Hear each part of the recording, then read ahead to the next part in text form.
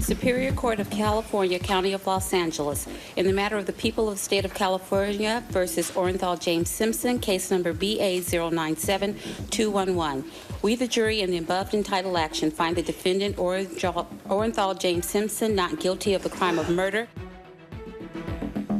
Wow, it was a moment frozen in time from what was called the trial of the century. Millions across the country glued to their TV sets to hear the reading of the verdict in the 1995 murder trial of O.J. Simpson. And in today's spotlight, O.J. Simpson has passed away at the age of 76. His family announcing his death on social media, noting that he was surrounded by his children and grandchildren. The star running back was a Heisman Trophy winner for USC, later inducted into the NFL Hall of Fame for his years with the Bills and 49ers. A crossover star then in the media with commercial ad campaigns, TV sports commentator gigs, feature films. Eventually, the polarizing trial then that divided the country. Just now, we have heard from the sister of the murder victim, Ron Goldman.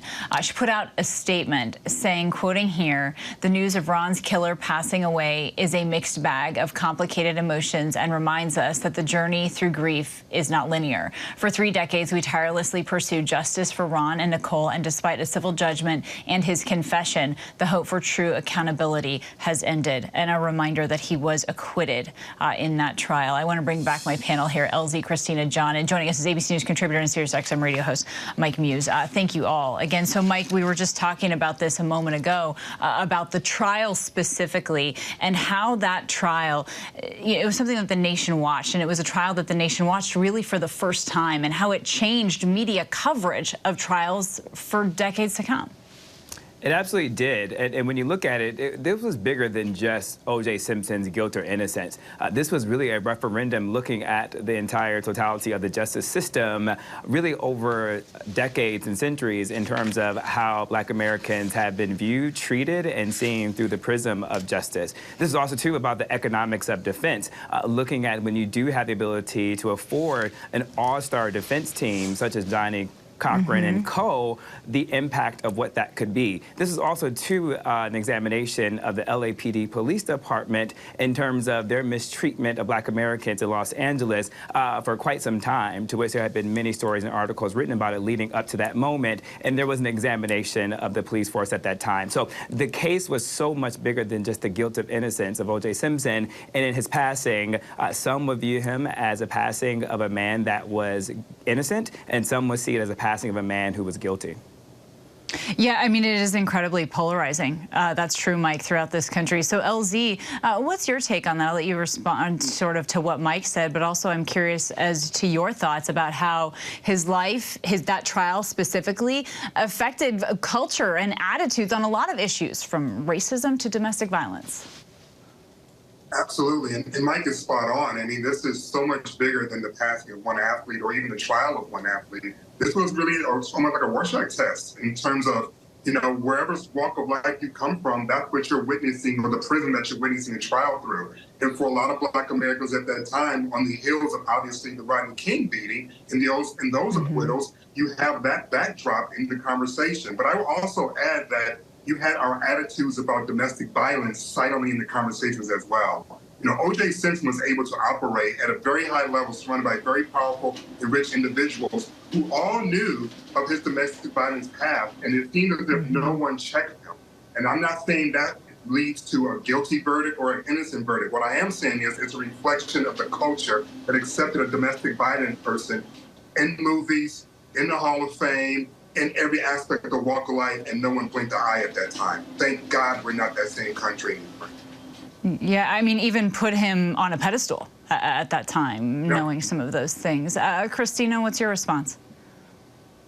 You know, I remember when the verdict came back, I remember our entire middle school was called out. Everyone, if you were alive during this time period, remembers your response.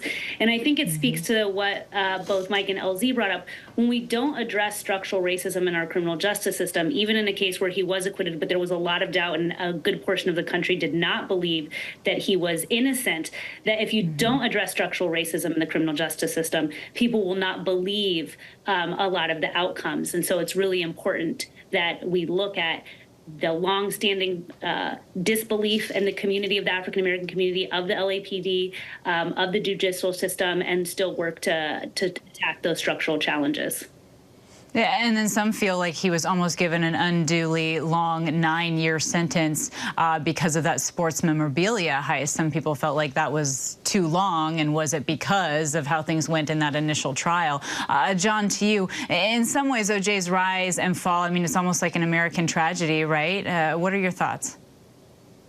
Well, I remember watching him when I was a young kid playing in Buffalo, and he was amazing, and he had all the accolades in the world, and deservedly so. And yeah, his post-football career was very impressive as well. But, you know, I look at this through the prism of a prosecutor as well. And the prosecutors in that case made so many colossal blunders. I'm not looking at it from a racial standpoint. I'm looking at it from a technical, legal standpoint. They blew that case. And his subsequent actions, including breaking in and robbing a hotel room and being found civilly liable for the deaths of 2 individuals, it has stained his legacy forever, and I think justifiably so.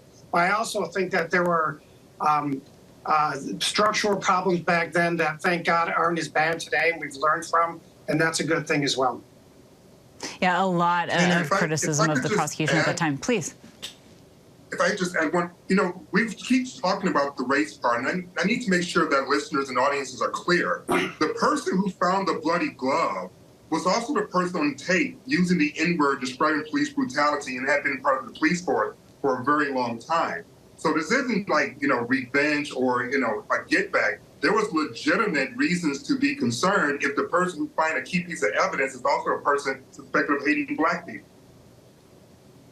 Absolutely. And look, I mean, this trial still, look at how vital it is and how impactful that trial is still to this day as we talk about it. Hi, everyone. George Stephanopoulos here. Thanks for checking out the ABC News YouTube channel. If you'd like to get more videos, show highlights, and watch live event coverage, click on the right over here to subscribe to our channel. And don't forget to download the ABC News app for breaking news alerts. Thanks for watching.